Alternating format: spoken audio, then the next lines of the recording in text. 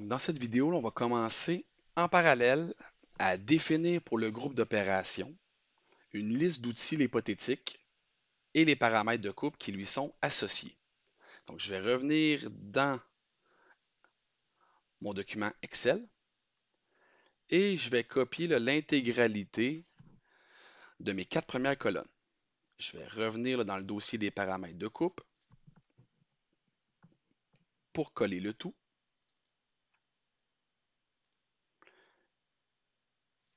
CTRL Z, pardon. Je vais que prendre les 3 premières, désolé. Ici, je vais prendre la fonction, le procédé et opération. Revenir sur cette zone-ci pour utiliser les mêmes choses. CTRL Z pour prendre la géométrie ici.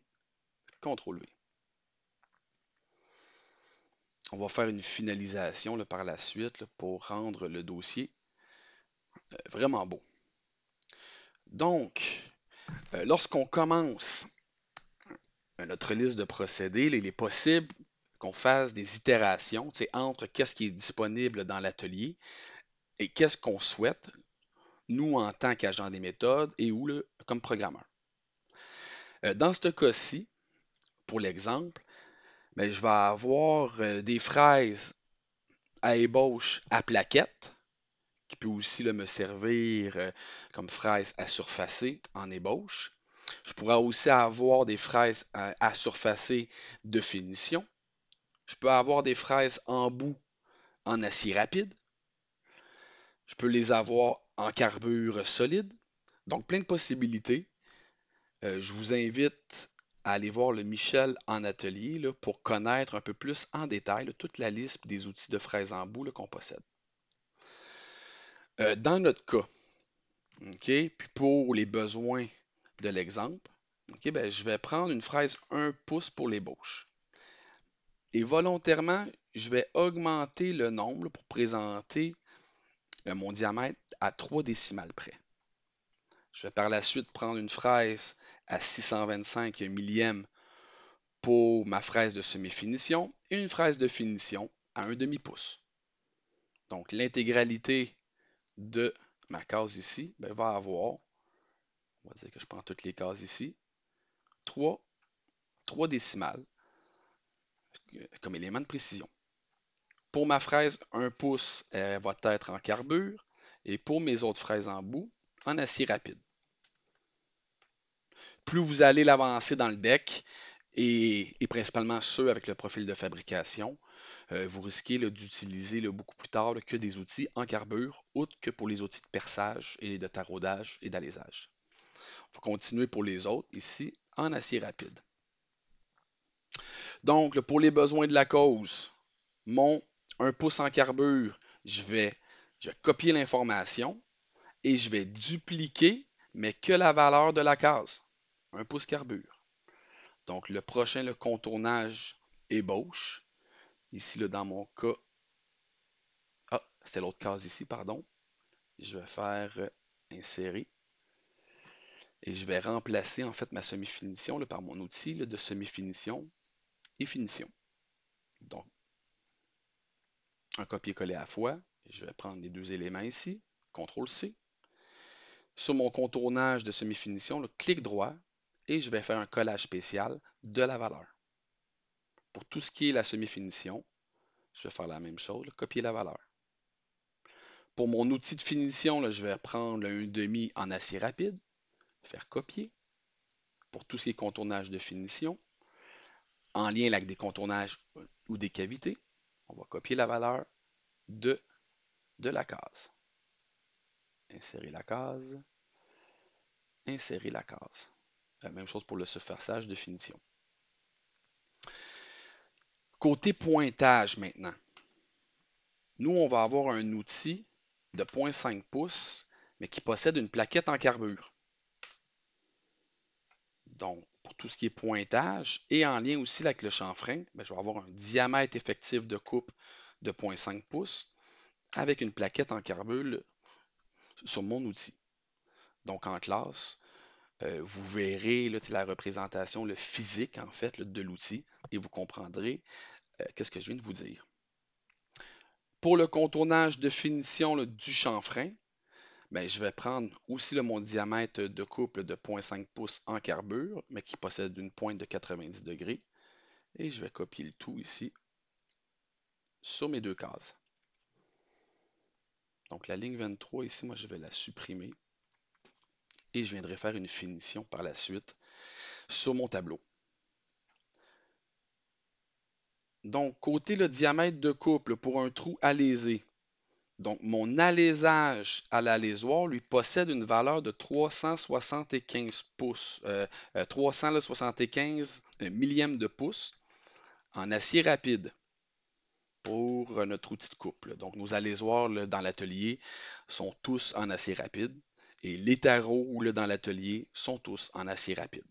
Donc, je pourrais déjà copier pour le taraudage et pour le perçage.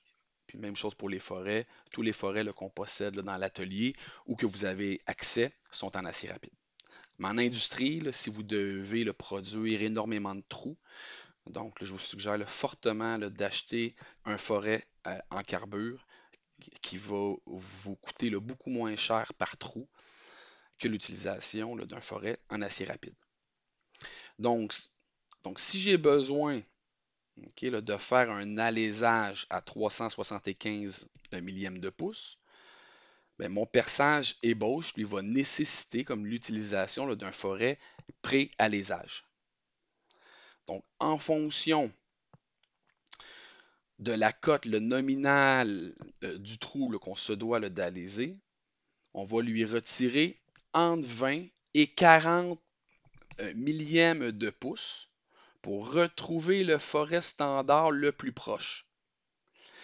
Donc, si je prends mon alésoir valeur finale, mais que je lui retire 40 millièmes, okay, ben, je vais retrouver une cote théorique de 335 millièmes de pouce. Dans votre cours d'usinage 1, ben, vous devez avoir une carte qui possède en fait toutes les forêts qui sont recommandées pour faire du taraudage et où ben, toute la liste des forêts standards sous les 4 appellations normalisées des forêts. Donc, on peut avoir les forêts en fractionnaire, un forêt à numéro, un forêt à lettres et ou en millimètres.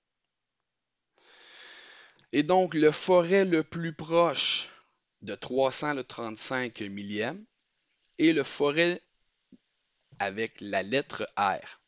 Pour contrevalider, là, vous pourriez ouvrir une page Internet, ouvrir une nouvelle page Google et rechercher Drill Chart. OK, donc, c'est très, très standard. Donc, je vous invite à ouvrir n'importe quelle charte. Nous, ce qu'on recherche, c'est une valeur en décimale. Et donc, on va rechercher le proche de 335 millièmes. Fait que 335, le plus proche, c'est un forêt de 8,5 mm. Un forêt Q, lui, serait à 332 et le forêt R à 339. Donc, que vous preniez un forêt Q, un forêt 8.5, un forêt R, un 1132, un 875, même un forêt S, tant aussi longtemps que vous êtes avant le 3 huitième et que vous laissez une certaine quantité de matière au minimum, qui tant qu'à moi, au minimum 15 millièmes, mais visez entre 20 et 40 millièmes pour des trous proches de 3 huitièmes de pouce. Donc, même un forêt T aurait pu être très bon. Dans notre cas, à nous, moi, ben, je vais prendre un forêt R, 339 millièmes. Je vais revenir dans mon cahier ici, virgule 339. Pour le taraudage, donc sous mon dessin technique, moi, c'est un diamètre 1 quart 20 UNC 2B. Donc, 1 quart 20, ben, ça me dit que le diamètre nominal du tarot en acier rapide serait de 0,25. Et l'équation qu'on devrait avoir en lien avec notre forêt pré-taraudage, ben, c'est le diamètre, le nominal du tarot, là, moins le pas de la vis. Si vous recherchez sur Internet un tap drill chart, donc on va remonter en haut, je pourrais revenir ici et rechercher le drilling ou les chartes. Il va peut-être avoir des chartes. Tapping formula, pipe thread, form thread, UNC, UNF, drill chart. Un quart 20 UNC qui possède 20 filets au pouce, possède un diamètre nominal de 250 millièmes et on nous propose de prendre un forêt numéro 7. Si vous regardez là, sur votre carte des forêts ou sur les drill charts, donc je vais revenir encore en arrière. Donc on cherche par le numéro 7, on va trouver que c'est 201 millièmes. Théoriquement, si j'ai 250 millièmes moins un vingtième, parce que c'est un quart 20, il possède le 20 filets par pouce de long, donc un vingtième qui représente le pas de la vis. Donc je devrais avoir un 250 millièmes moins 50 millièmes. Mais un forêt de 200 millièmes n'existe pas, soit comme un forêt 8 à 199 millièmes ou un forêt 7 à 201.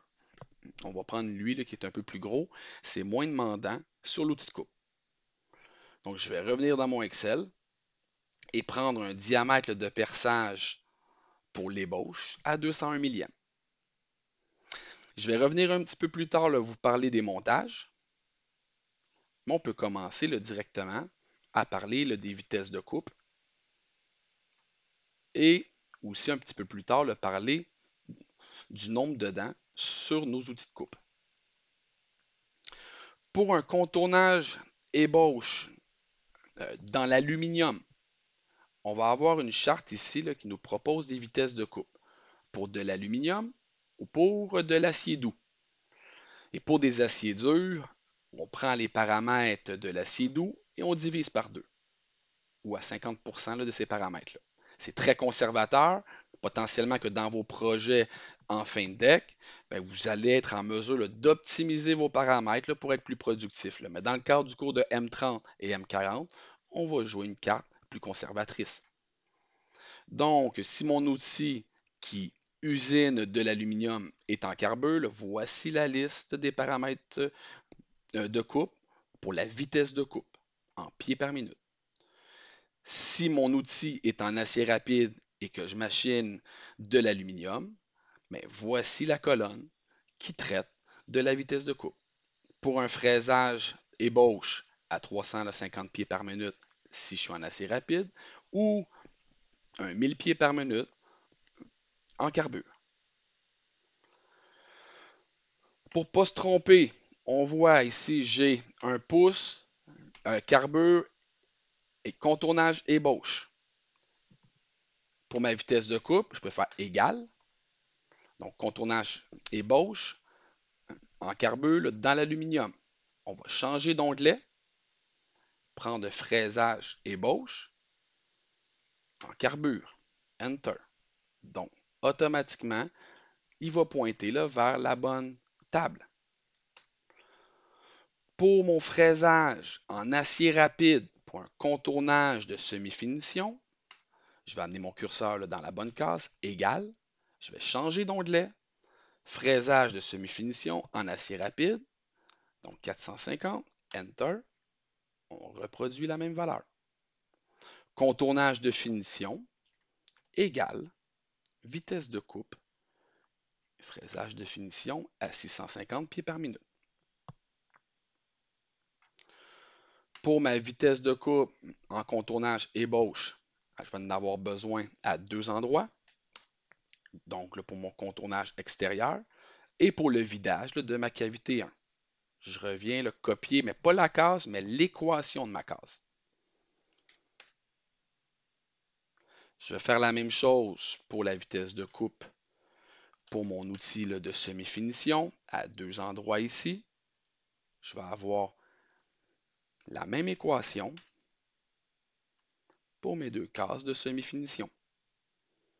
Côté pour le fraisage de finition, je copie l'équation, Enter, je vais changer de case et recoller ici les mêmes choses pour toutes les cases où j'ai du fraisage, par contournage ou vidage, mais en finition. Pour le pointage, que j'ai un outil en carbure, vitesse de coupe égale, on change d'onglet. Tout ce qui est en lien là, avec mon perçage pointage en carbure à 750 pieds par minute. Je recopie mon équation, Enter. Au prochain pointage, on va copier l'information ici à l'intérieur de la case.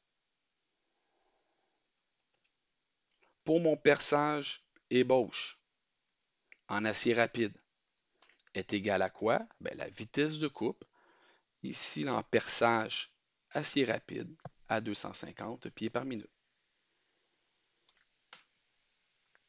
Je vais reprendre ma case parce que peu importe la grandeur du diamètre, c'est la relation entre le matériau de l'outil et la matière première qui dicte la vitesse de coupe. Donc, perçage ébauche ici, CTRL V. Donc, la même équation est dupliquée. Pour mon alésoir, donc ma vitesse de coupe est égale à quoi? Bien, la vitesse de coupe en acier rapide pour l'alésage. On parle ici de 60 pieds par minute. Pour le taraudage en acier rapide dans l'aluminium, amène mon curseur là, sur la table de vitesse de coupe, est égal à ma vitesse de coupe pour le taraudage. Ici, on parle de 20 pieds par minute. Pour le contournage de finition en lien avec des chanfreins, pour mon outil en carbure, est égal vitesse de coupe pour du chanfreinage à 750 pieds par minute.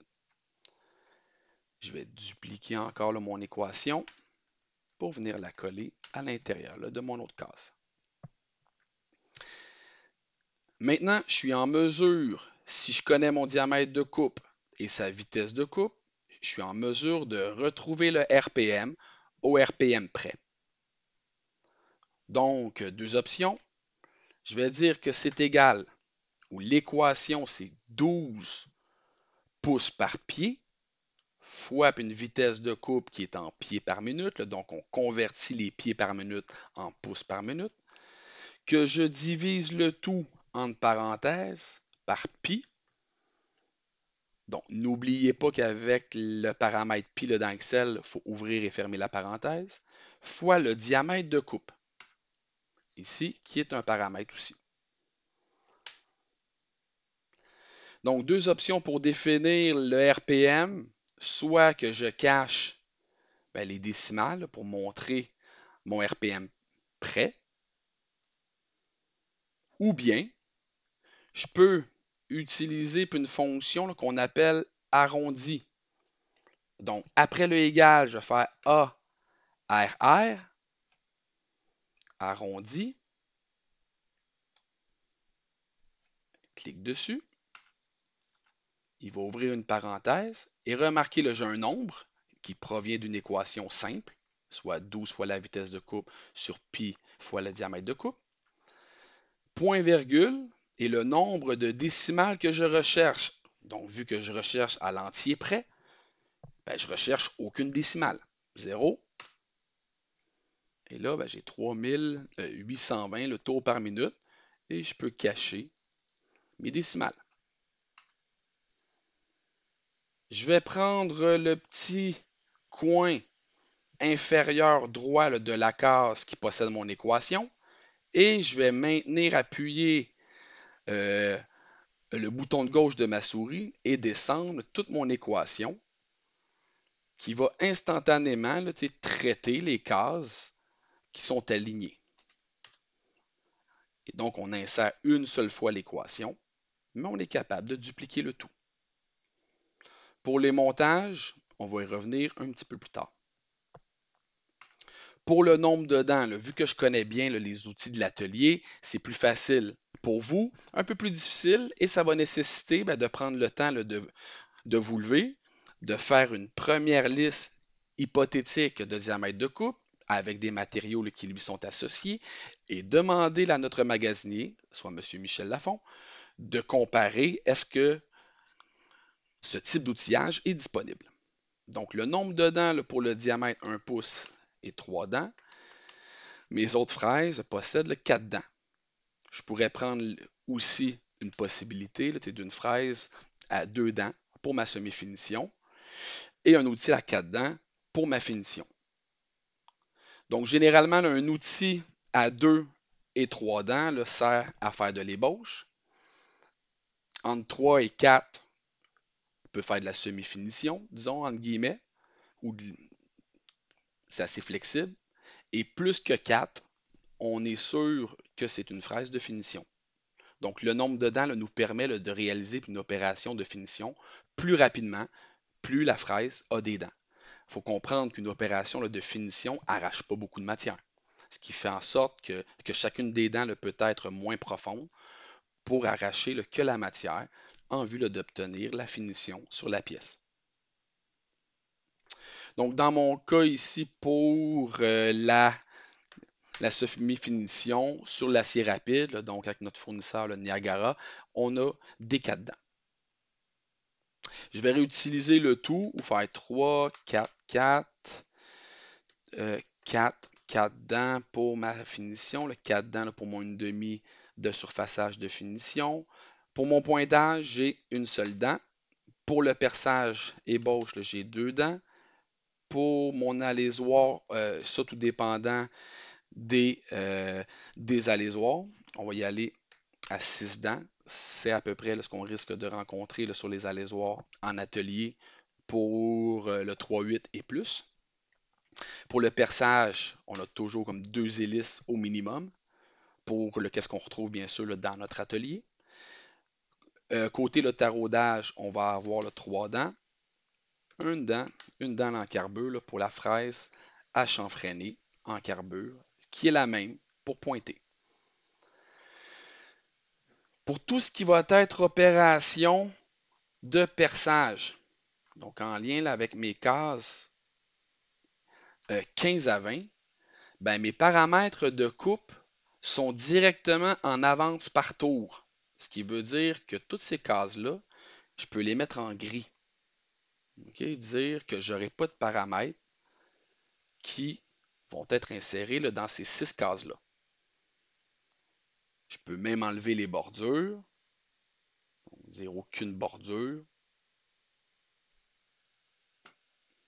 Pour rester ça en gris. Pour les opérations de fraisage, par contre, mais les paramètres d'avance sont en avance par dent. Donc, l'avance par tour, c'est l'avance en pouces par dent fois le nombre de dents.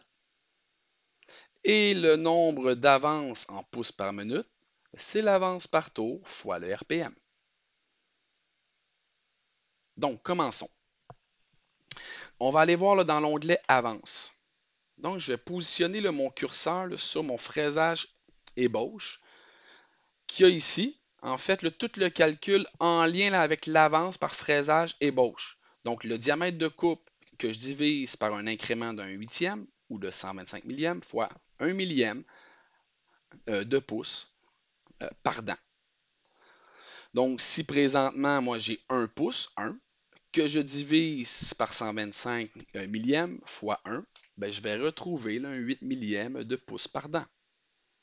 Et j'ai créé, moi, cette case pour qu'on utilise le FE pour le facteur ébauche. Remarquez sur le 6 millième, FSM. Remarquez sur fraisage finition, là, la case qui devrait porter le nom le B4, en fait, a été le renommé FF pour le fraisage de finition. Pour le perçage, ben, j'ai le facteur de perçage FP. Et pour l'alésage, ben, j'ai un facteur moi d'alésage. Ce qui veut dire que pour une fraise d'1 pouce, ben, j'ai 8 millièmes par dent par tour. Pour un outil là, de perçage 1 pouce, ben, j'ai 20 millièmes moi, de pouce par tour. Remarquez bien les unités. Et pour l'alésage, ben, un alésoir d'1 pouce, lui, arrache 32 millièmes de pouces par révolution. Donc, rappelez-vous FE, FSM, FF, FP et FA. À partir d'ici, moi, je peux revenir. Donc, avance de pouces, qu'est-ce que je fais en pouces par dent est égal FE, donc qui reconnaît le paramètre, fois mon diamètre de coupe, est égal à FSM pour ma fraise de semi-finition, fois mon diamètre de coupe. Pour mon outil de finition est égal à FF fois mon diamètre de coupe.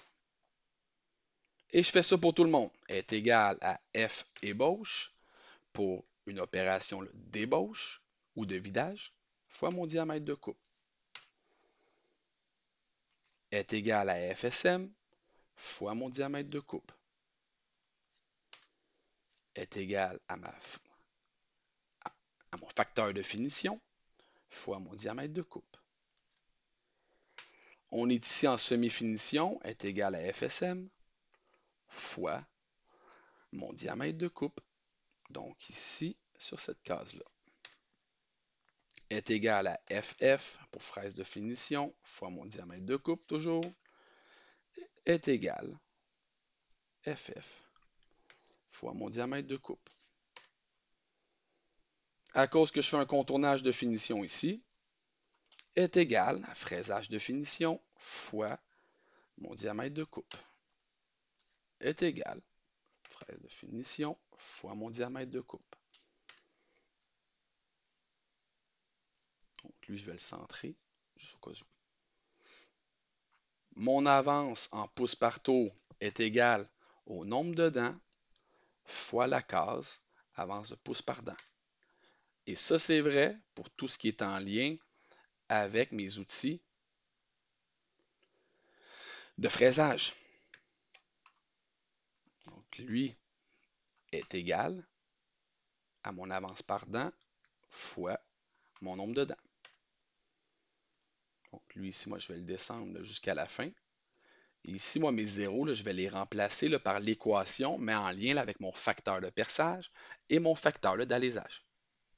Pour le tarot, là, vous comprendrez qu'il n'existe pas, c'est le pas de la vis, là, donc l'avance par tour. Je vais directement là, calculer le pas de la vis.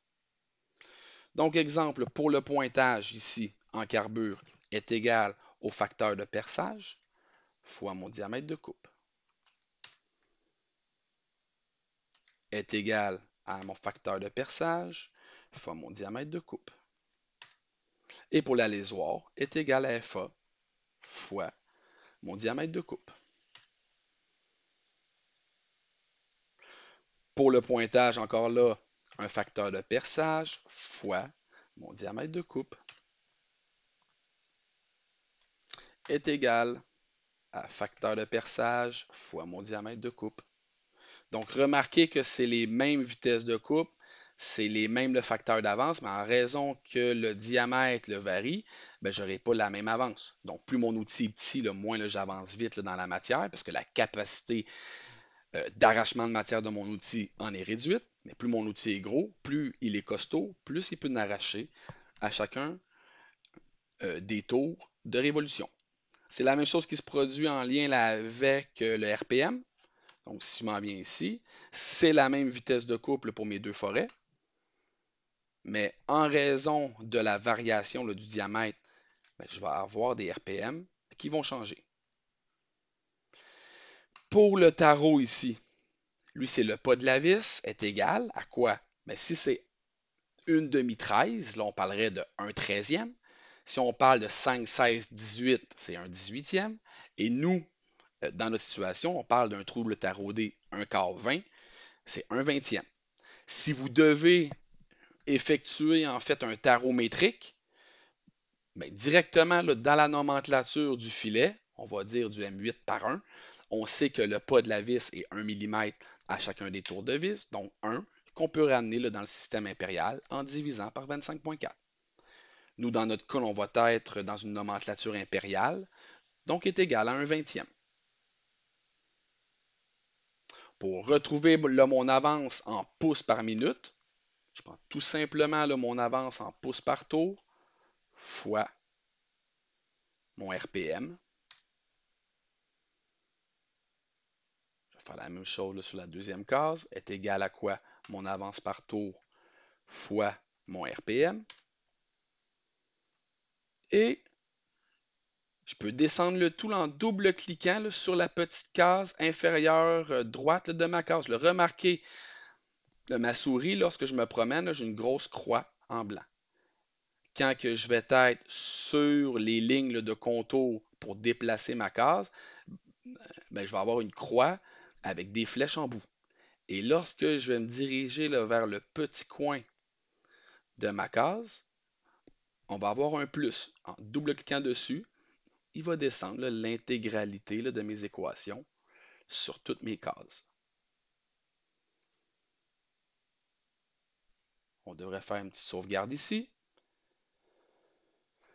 Je vais refaire une mise en forme de mes formats de cellules. Je vais ajouter la bordure au fond, comme celle-ci. Et pour ces cases-là, dans un souci de finition, sur mes bordures, format de cellule, sous l'onglet le bordure, je vais prendre ma ligne grasse et prendre cette ligne-ci pour remplir toute cette ligne-là. Petite sauvegarde. Par la suite, présentement, là, puis il me reste à parler des différents montages. OK, là, je vais ouvrir avec vous les différents montages pour vous montrer à quoi va ressembler le type de montage et vous expliquer pourquoi que je prends ça comme montage. Puis par la suite, on va faire les manœuvres ensemble pour créer la manipulation, pour créer comme notre assemblage et faire la mise en plan.